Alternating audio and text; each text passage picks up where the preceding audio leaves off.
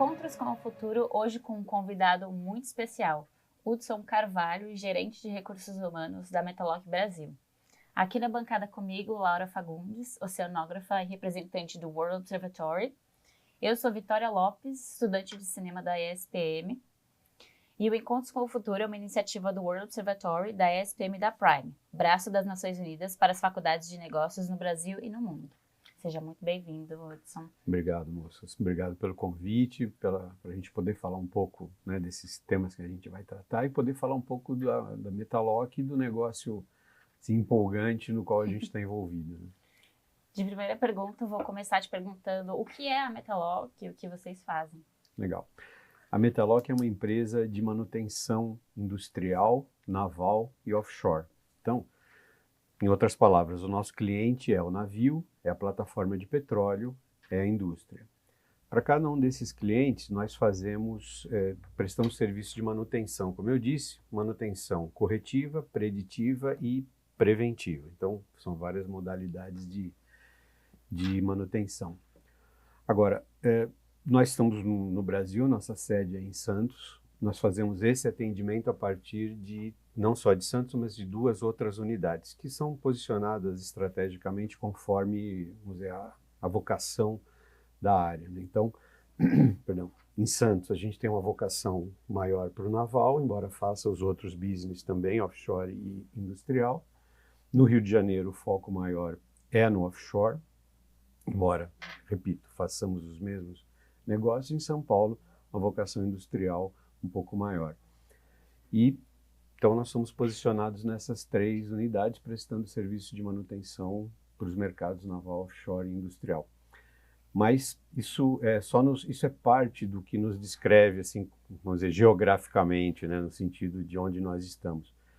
Porque nós acompanhamos os serviços, os trabalhos aonde eles estão. Então, existe uma técnica que é muito comum para nós, que a gente chama de on-voyage shipyard, ou ship repair, aliás, que é o andar junto com o navio.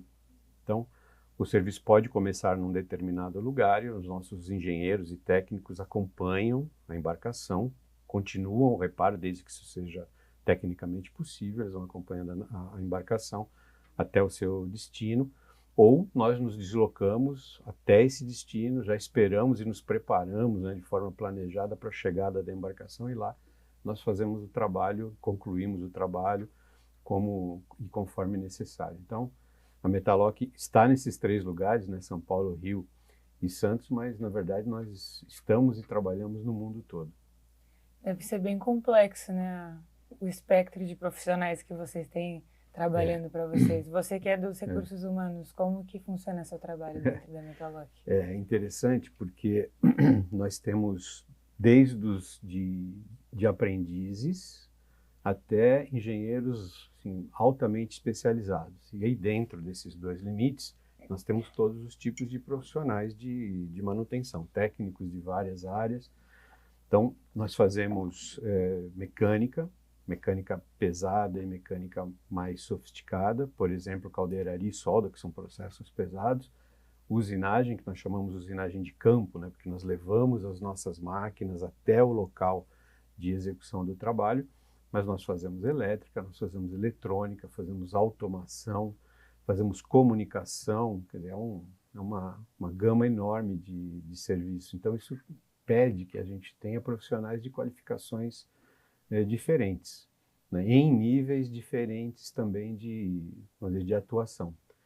Isso é realmente desafiador, porque esse perfil ele não está no mercado, não está disponível lá numa prateleira onde se fala, eu quero alguém com a qualificação A, B ou C, a competência, não sei o quê. A gente não tem isso pronto, né? Então, nós trabalhamos fortemente dois aspectos para ir aí ao encontro da sua pergunta. Então, tem duas palavras mágicas lá para nós, né? Duas expressões mágicas. A primeira é recrutamento interno. Nós temos um forte viés de aproveitar os nossos talentos e os nossos valores. Então, nós contratamos muito para os cargos de entrada, que são aqueles cargos iniciais de cada carreira, e depois damos condição de desenvolvimento para que a pessoa vá seguindo, se aperfeiçoando, sendo promovida e continue conosco ao longo do tempo. Então, essa é a primeira coisa, recrutamento interno. E a segunda é desenvolvimento profissional, por várias razões. Primeiro, porque esse mercado é difícil, como a gente falou, de buscar profissional pronto, tem que formar internamente, mas também porque nós temos um número muito grande de representações no Brasil. Temos representações de peças e tal, de outros países do mundo. Então, para que nós continuemos, né, esses contratos, nós precisamos manter o pessoal no estado da arte daquilo que eles fazem e daqueles produtos que nós representamos no Brasil. Então, nossos profissionais vão assim com muita frequência para esses países de origem. Então, eles vão para a Europa, em mais de um país, vão para a Ásia, principalmente Coreia, Japão, a gente tem muita coisa, Alemanha tem muita coisa, Suécia tem. Então, há um intercâmbio muito grande. Nossos profissionais não só andam no mundo para fazer serviços, mas andam no mundo para serem treinados também. Né? Bacana. É desafiador. Eu acredito. E em relação à diversidade e inclusão no ambiente de trabalho, como que vocês operam? Legal. Isso é um desafio e, para nossa sorte, não é novo. Né?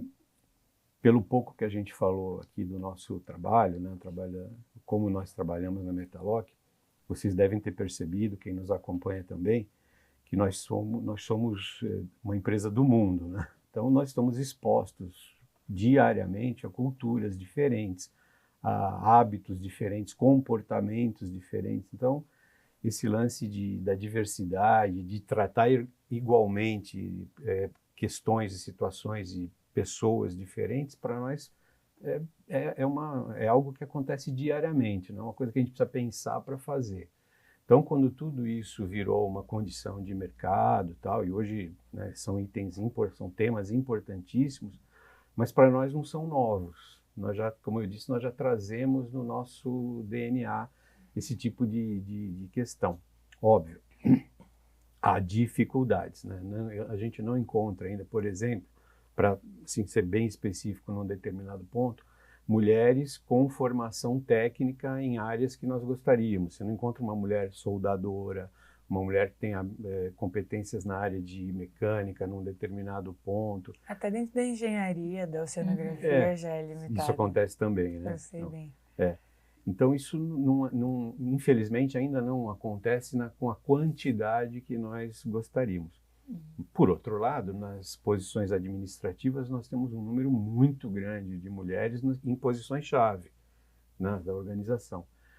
E, de novo, elas estão lá porque têm competência, têm perfil para estar, né, muito menos do que pela questão do gênero em si, mas coincidentemente, ou não, né, acho que ou não, os perfis estão lá e são competentes o suficiente para estarem nessas posições.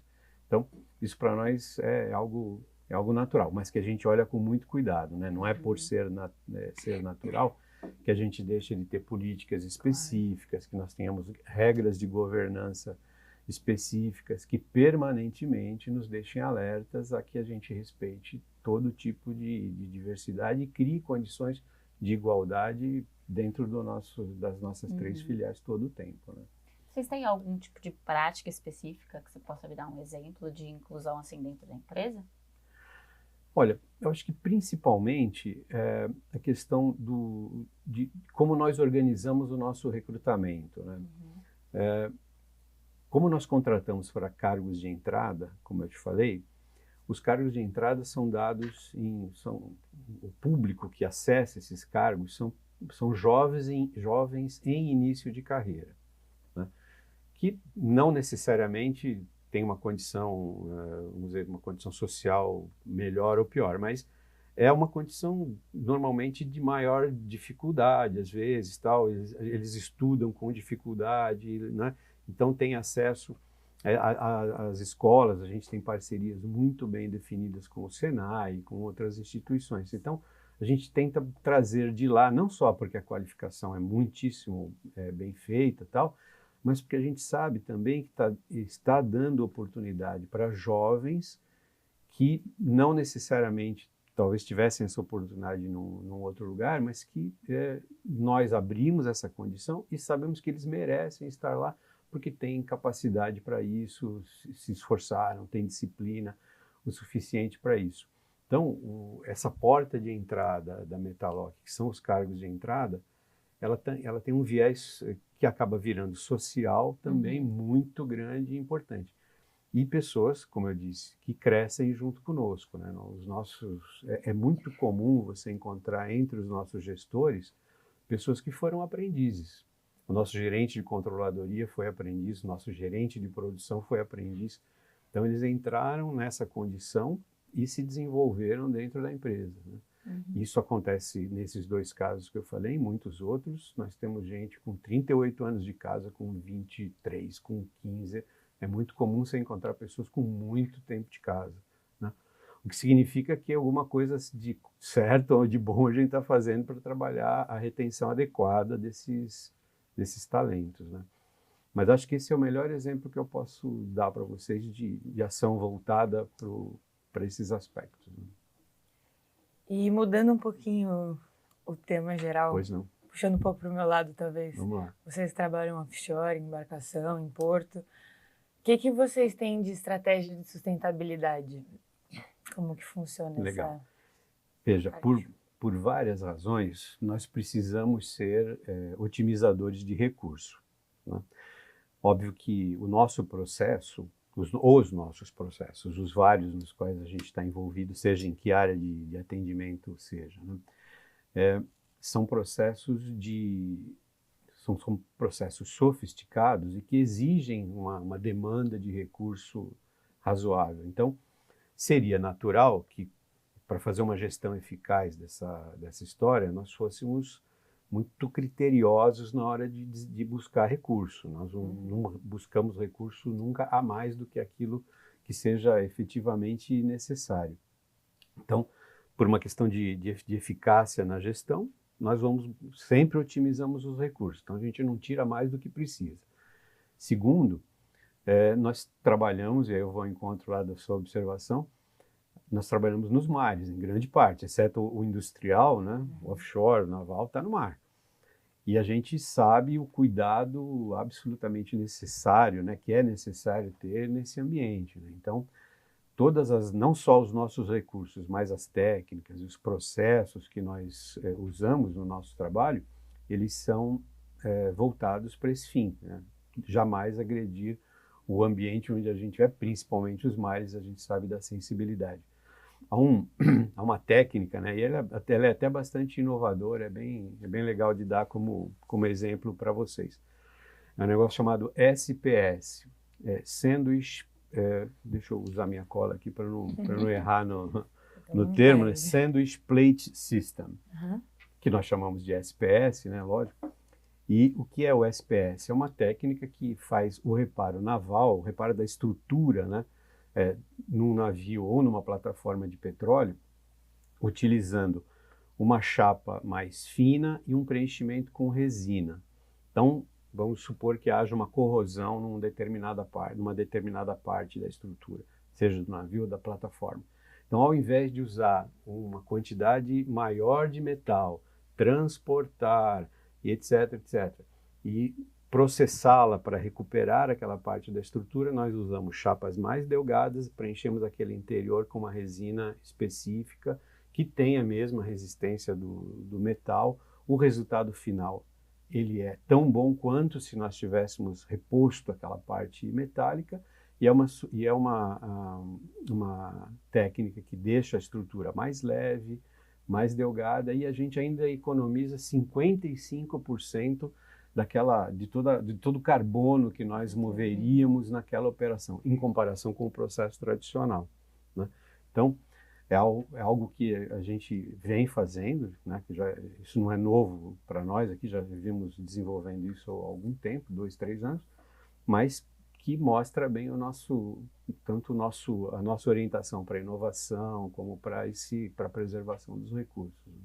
Otimizar também, né? Porque trabalhar em alto mar é sempre sobre otimizar. Né? Transporte sempre sobre otimizar. Deixar um navio em alto mar um dia... são alguns milhares de dólares. Exatamente. Eu vou rodar um pouco de novo a conversa para falar da sua carreira. parte do nosso público são os estudantes e, por incrível que pareça, eles gostam de ouvir. Então, se você Legal. puder contar sobre a sua carreira, Então, como por você chegou incrível até que aqui. pareça, eu vou contar. Que bom. Legal, eu sou profissional de RH já há 26 anos, né?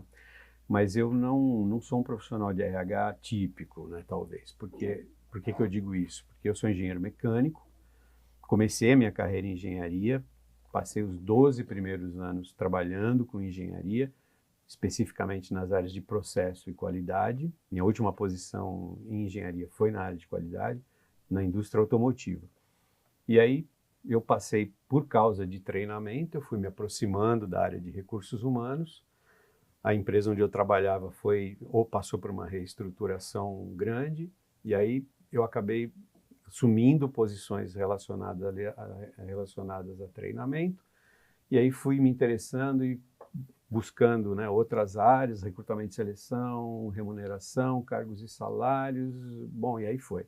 Segurança do trabalho, e aí acabei virando um profissional de RH por conta disso, né? Então, como eu disse, não sou um profissional de RH típico, né? Não sou psicólogo, não sou administrador de empresas, e eu confesso, a minha cabeça ainda é aquela cabeça processual, né? De número, eu quero ver indicador, eu quero ver resultado, eu quero ver se a coisa está andando como devia, onde a gente vai chegar. E isso, falando um pouco para esse público que você referiu, né? Ele é algo muito importante de fazer, né? Ser processual, às vezes, depende um pouco da característica da pessoa, mas é algo que o profissional, qualquer profissional, precisa ter em mente. Porque você precisa saber como fazer as coisas e como medir os resultados, senão você não consegue melhorar. Isso acaba limitando muito a carreira, né? Outra coisa que as pessoas perguntam bastante, mas e as competências comportamentais, né? Vocês já devem ter ouvido falar, né, em hard skills e soft skills, né? Hard skills, tudo aquilo que é técnico, né? E soft skills, tudo aquilo que é comportamental. E aí as pessoas perguntam, nesse campo do comportamento, das soft skills, o que me fala das competências, quais são importantes? Tá bom, cada profissão tem as suas competências adequadas. Mas se você dissesse, Hudson, me fala de duas, pelo menos, que você acha importantes e que em qualquer área onde você estiver, precisa ter atenção. Eu diria, primeiro, capacidade de trabalhar em equipe. Ninguém faz nada sozinho, né? Na Metalock, a gente, como em tantas outras empresas, é um exemplo disso, né? Nós temos um processo em que vários profissionais de diferentes qualificações atuam, desde o técnico mais simples até o engenheiro mais sofisticado. Então, ninguém faz nada sozinho. Então, capacidade de trabalhar em equipe. Segunda coisa, ser um provedor de solução. Ir ao encontro da solução. Você vai me dizer, mas todo mundo tem problema todo dia. Sim, todos temos problemas todos os dias. Cai no seu colo, no meu e no de todo mundo. Agora, o negócio é a gente conseguir, né, gravitar em torno deles o suficiente para entendê-los e partir para a solução.